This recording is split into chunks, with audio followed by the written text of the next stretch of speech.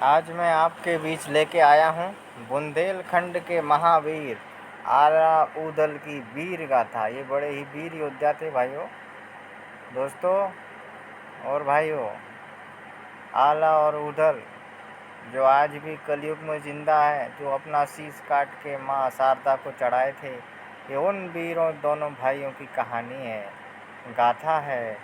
बुंदेलखंड के महावीर आला ऊदल की वीर गाथा। तो सुनते रहिए और देखते रहिए।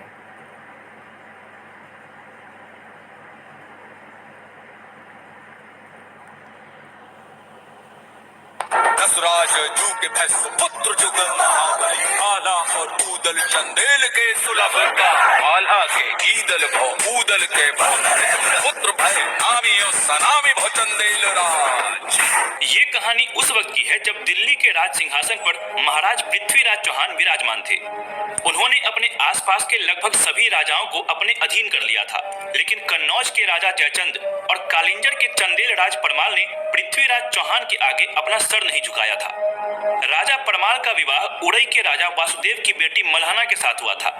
मल्हाना की दो छोटी बहनें भी थीं, देवलदे और तिलका, जिनका विवाह राजा परमाल के दो वीर सेनानायक और सगे भाई दक्षराज और वत्सराज के साथ हुआ।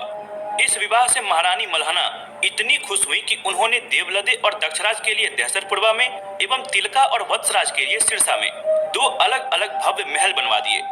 उन्हीं दिनों राजा परमाल ने महोबा को अपनी नई राजधानी घोषित किया था। चंदेल राज परमाल की इस पवित्र भूमि में लगभग एक ही समय में 5 पुत्रों का जन्म हुआ, जो आगे चलकर महोबा के पंचवीर कहलाए। महारानी मल्हाना की कोख से राजकुमार ब्रह्म कुमार का जन्म हुआ। ब्रह्म कुमार एक शूरवीर योद्धा था। राजा परमाल के राज पुरोहित के घर ढेबा नामक बालक का जन्म हुआ। ढेबा वीर होने के साथ ही ज्योतिष विद्या में भी निपुण था। ढेबा को आल्हा खंड में विपत्ति का साथी कहा गया है। उसने हर विपत्ति में अपने मित्रों का साथ निभाया। ढेबा के बारे में अलहैत यानी आल्हा गाने वाले आज भी ये गाते हैं।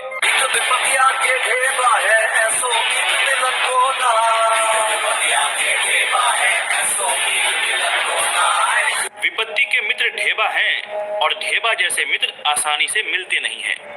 इधर सिरसा में तिलका ने मलखान नाम के एक पुत्र को जन्म दिया। कहते हैं कि मलखान का शरीर वज्र की तरह कठोर था और युद्ध भूमि में वो अंगद की तरह पांव जमाकर लड़ता था। पांव पिछाड़ी तैन न जाने जंगा देख लड़े मलखान, यानी पांव को पीछे नहीं जाने देता था और अपनी जांघों को टेक कर लड़ता था मलखान। इधर दहसरपुरवा में देवलदे ने भी एक पुत्र को जन्म दिया, जिसका नाम आल्हा रखा गया। आल्हा के बाद देवलदे एक बार फिर से गर्भ से हो गई और तभी जब वो गर्भ से थी तो एक दिन मांडवगढ़ के बघेल राजा ने महोबा पर आक्रमण कर दिया। इस आक्रमण के लिए कोई तैयार नहीं था। इस आक्रमण ने महोबा के इतिहास में जोड़ दिया एक नया पन्ना। मांडवगढ़ के बघेल राजा ने महोबा पर आक्रमण कर दिया और चंदेल राज परमाल के भाई दक्षराज और वत्सराज को कैद कर लिया। उन्हें बंदी बनाकर वो मांडवगढ़ ले गया, लेकिन इस पर भी बघेल राजा की क्रूरता का अंत नहीं हुआ। उसने दोनों भाई दक्षराज और वत्सराज को मारकर उनका सर बरगद के वृक्ष पर टांग दिया। आज भी अलहैत उल्लेख करते हैं कि टंगी खोपड़िया है बरगद पर बरखा सहे शीत और घाम और आधी रतिया की बेला में रोवे लय अला को नाम। पिता की मृत्यु के कुछ महीने बाद ऊदल का जन्म हुआ। कहते हैं कि जे ही दिन जन्म हुआ ऊदल का धरती धसी 2.5 हाथ, यानी जिस दिन ऊदल का जन्म हुआ उस दिन धरती ऊदल के भार से 2.5 हाथ यानी 2.5 हाथ धंस गई। लेकिन ऊदल की माता देवलदे खुश नहीं थी। मत दो इसे मेरी गोद में, कोई नाशक है ये। देवलदे, एक माँ होकर अपने बेटे के लिए ऐसी बातें मुंह से नहीं निकालनी चाहिए। यदि ऐसा नहीं होता मल्हाना, तो पेट में आने के 3 महीने बाद इसके पिता की मृत्यु नहीं हो जाती। इसमें इस बच्चे का क्या दोष? ये तो नियति है। जिस पुत्र ने अपने पिता का मुंह नहीं देखा, जिसके जन्म लेते ही धरती 2.5 हाथ नीचे धंस गई, वो कुलनाशक नहीं तो और क्या है? कहो ना। देवलदे, तुम कटु हो गई हो। तुमसे बहस का ये उचित समय नहीं है। मल्हाना, जब आप समझ ही चुकी हैं, तो मुझे अकेले छोड़ने का कष्ट करें। हाँ, बिल्कुल। आज से मैं इस बच्चे की माँ हूँ, अपने साथ ले जा रही हूँ इसे। पर एक बात याद रखना देवलदे, आगे चलकर यही बालक राज्य का नाम रोशन करेगा और अपने पिता की मौत का बदला लेगा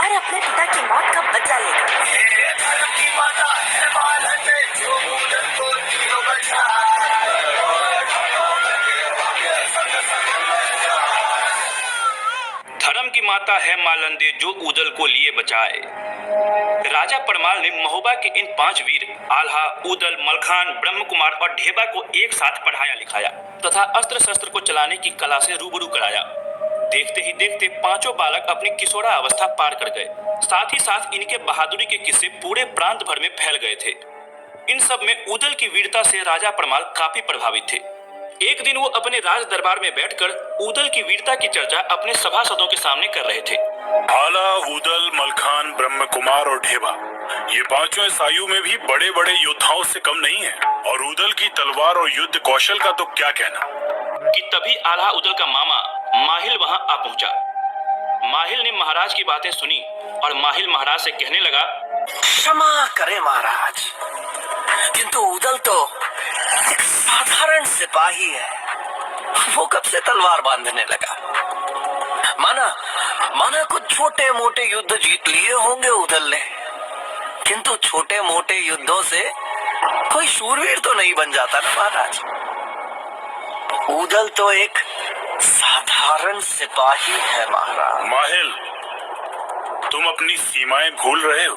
क्षमा महाराज, किंतु यदि ये ऊदल वीर होता तो मांडवगढ़ में उसके बाप का सर आज तक टंगा नहीं रहता महाराज। जब तक दक्षराज और वत्सराज के सर मांडवगढ़ से लाकर उनका अंतिम संस्कार नहीं कर दिया जाता, तब तक उनकी आत्मा को मुक्ति नहीं मिलेगी महाराज।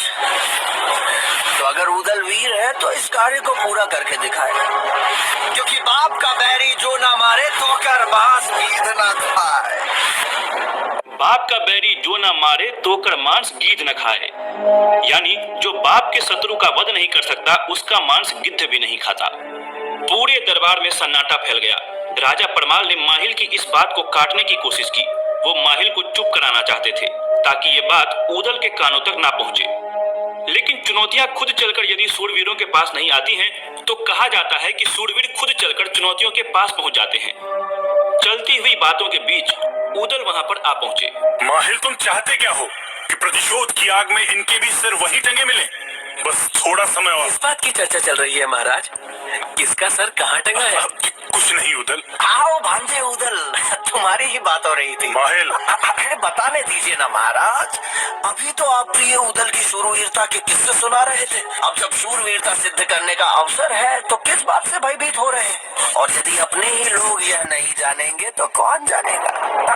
प्रिय ऊदल, मांडवगढ़ में तुम्हारे किसी पूर्वज की खोपड़ी टंगी है। अब तुम अपनी माँ से जाकर पूछो कि यह खोपड़ी किसकी है, वो ही बता पाएंगे।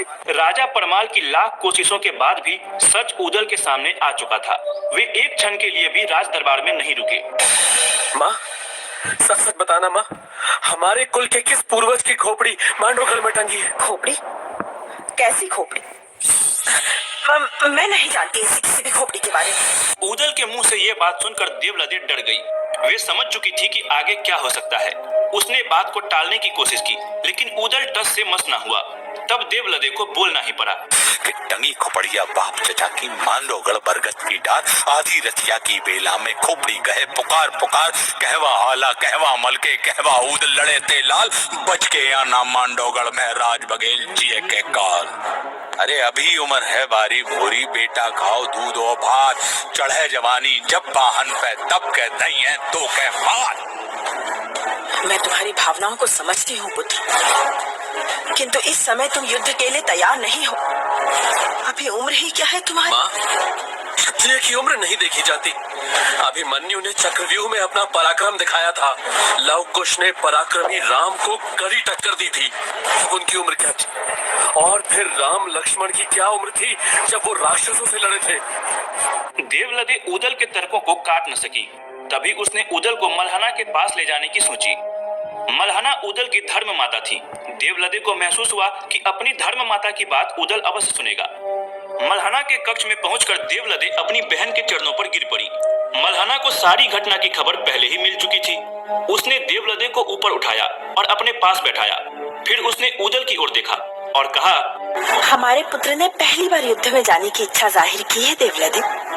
हमें उसे रोकना नहीं चाहिए। अपने प्राण का मोह तो कायर और मूर्ख करते हैं। इस संसार में जितने दिन के लिए जो आया है, विधाता भी उसे वो दिन छीन नहीं सकते। लेकिन एक बात याद रहे बेटा, शत्रु कुछ भी करे, तुम हमेशा धर्म युद्ध करना। मल्हना ने ऊदल को धर्म युद्ध के पाठ पढ़ाए। वे ऊदल से बोली, बेटा हमेशा धर्म युद्ध करना, कभी किसी से डरना नहीं, शरण में आए व्यक्ति की हमेशा रक्षा करना, बालक, बूढ़े और स्त्री पर कभी हाथ न उठाना, युद्ध में जिस सैनिक के पास हथियार ना हो उस पर वार मत करना, और भागते हुए सैनिक को तो कभी मत मारना, कभी भी शत्रु से पहले हथियार न चलाना।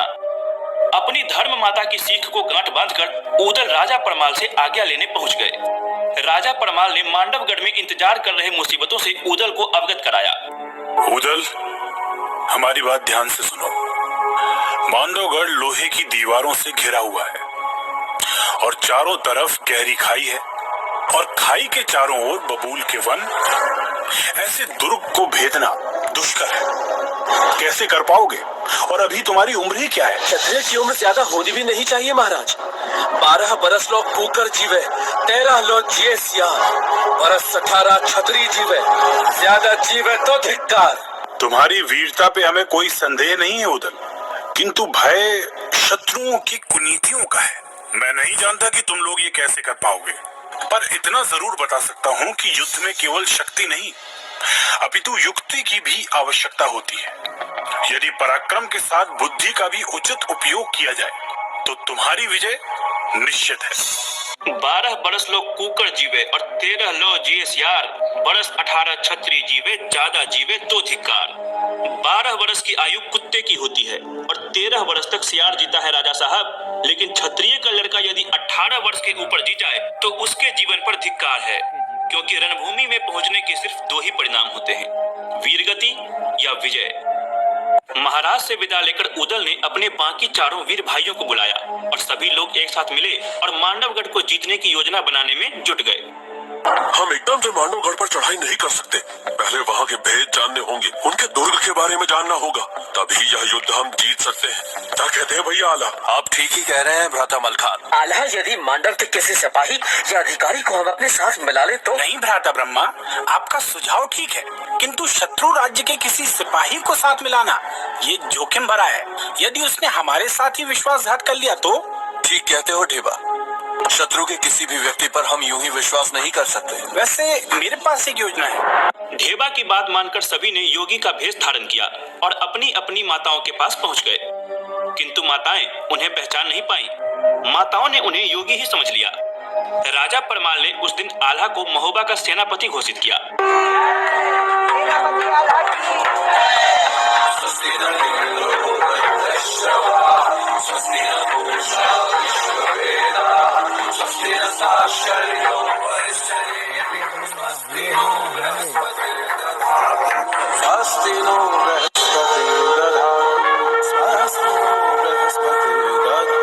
राजा परमाल ने उसे किरलिया नाम का घोड़ा दिया, ब्रह्मा को हरनागर नाम का घोड़ा दिया, मनोरथ नाम का घोड़ा ढेबा को मिला, बेंदुला नामक घोड़ा ऊदल को और मलखान को कबूतरी नाम की घोड़ी दी।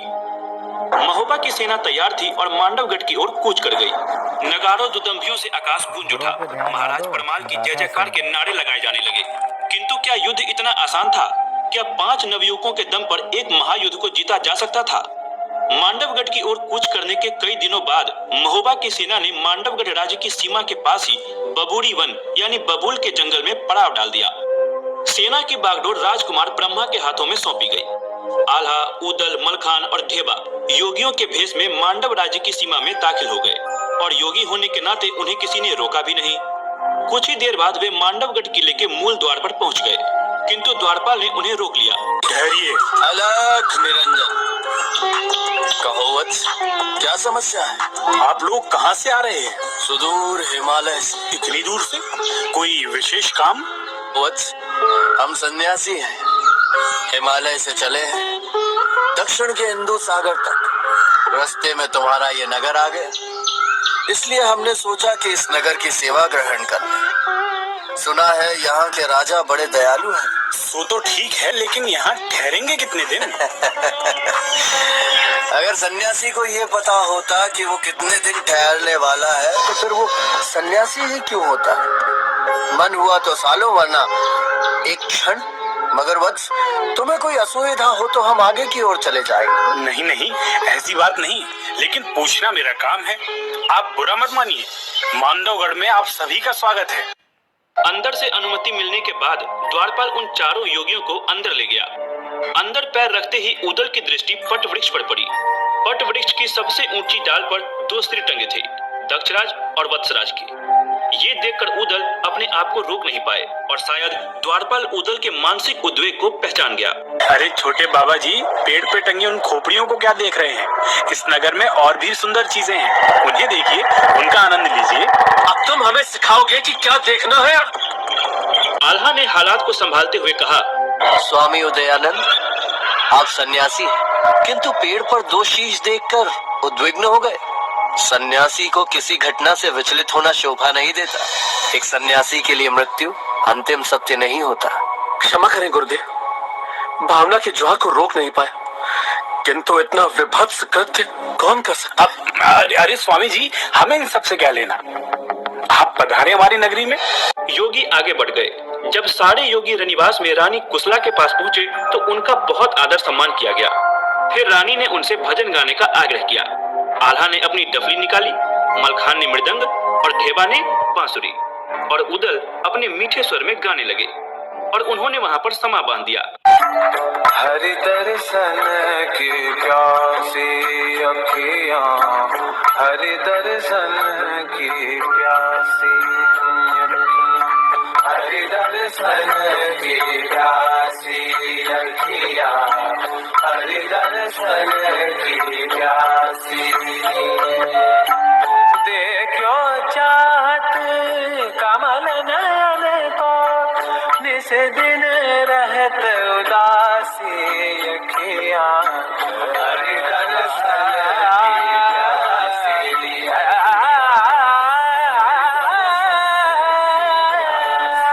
कहते हैं कि मुहबरी बाज रही आंगन में युवती देख देख ठग जाए और राग रागनी उदल गावे पक्के महल दरारा खाए। वाह! ऐसे दिव्य संगीत को सुनकर रानी मुग्ध हो गई। उन्होंने मोतियों से भरी थाली योगियों को भेंट कर दी। योगी मोतियों को हाथ में लेकर बड़ी उत्सुकता से देखने लगे। स्वामी जी, इतनी उत्सुकता से क्या देख रहे हैं? माता, ये किस वृक्ष के फूल हैं?